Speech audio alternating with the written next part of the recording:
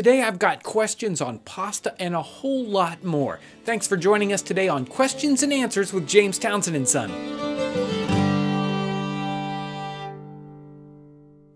Our first question comes from Noble Design Media. She says she wasn't going to ask about the wheat alternatives because I already covered that in the video.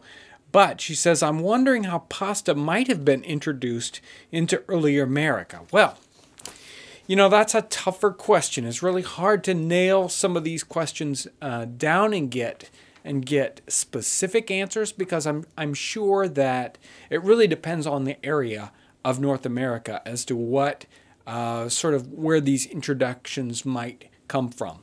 That recipe that I showed in the Vermicelli episode was from Hannah Glass's cookbook. And Hannah Glass's cookbook was one of the very most popular cookbooks in 18th century England, and it was also popular in North America. So it would be, if you were going to find a cookbook, which undoubtedly they were fairly rare, but if you're going to find a cookbook, that's one of the most likely ones you're going to find. So some of that introduction, especially in the sort of English world of North America, is going to be from Hannah Glass's cookbook.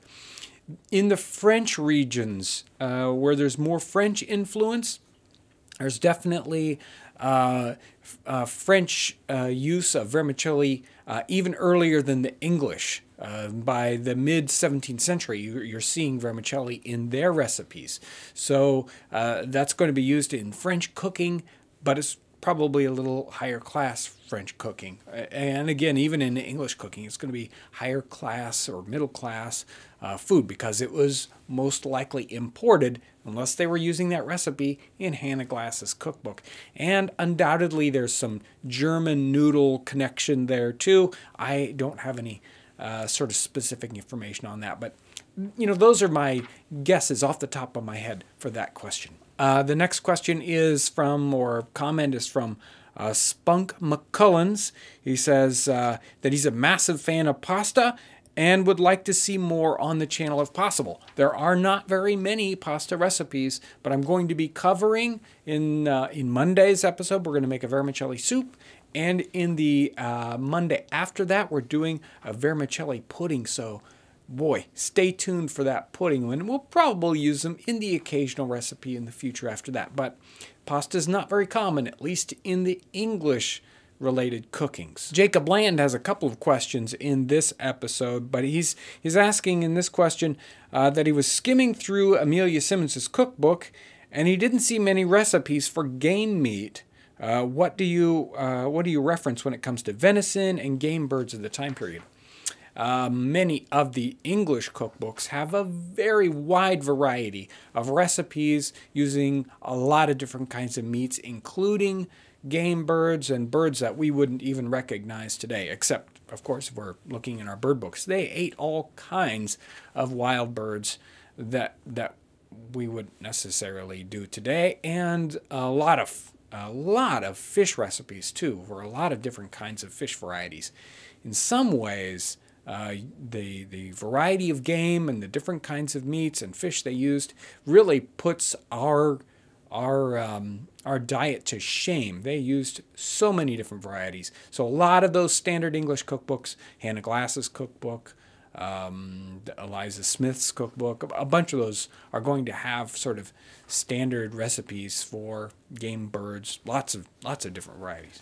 57 Willie's CJ, he asks, he was going over the videos again, and he was watching the red currant tart video, and that I mentioned a bread soup at 1 minute 42 seconds.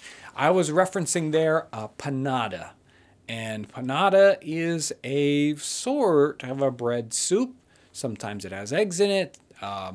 Sometimes it's very simple. It's sort of like a pap, where you just take bread and you boil it in water with a few little spices, maybe a little bit of sugar, and you make a very kind of simple food for sick and invalid kind of people. Now, that may remind you of something we've done recently, and that's the posset.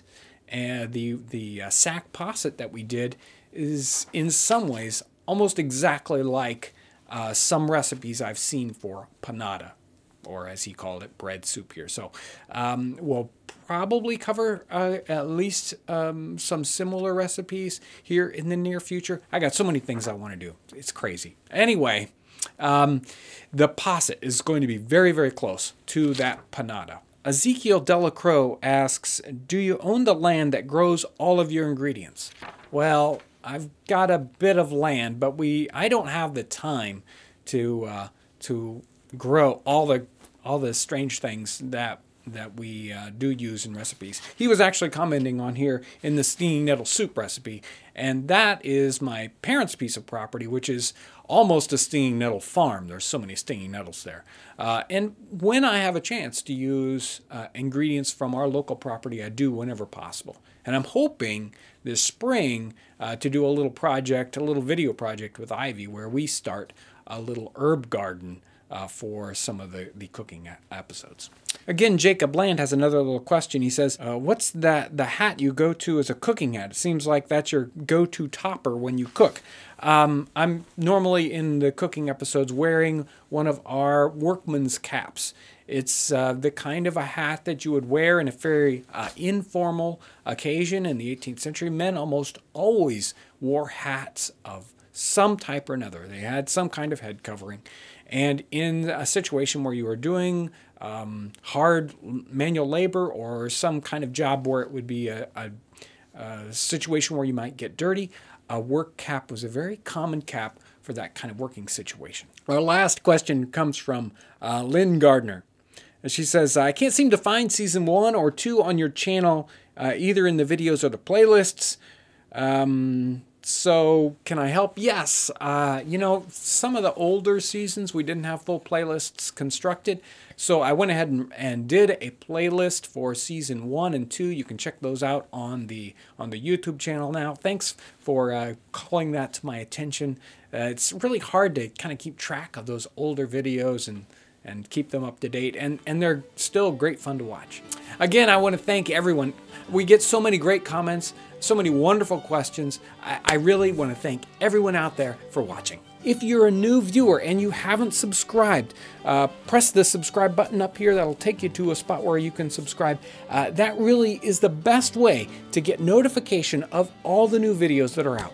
I want to thank everyone for watching.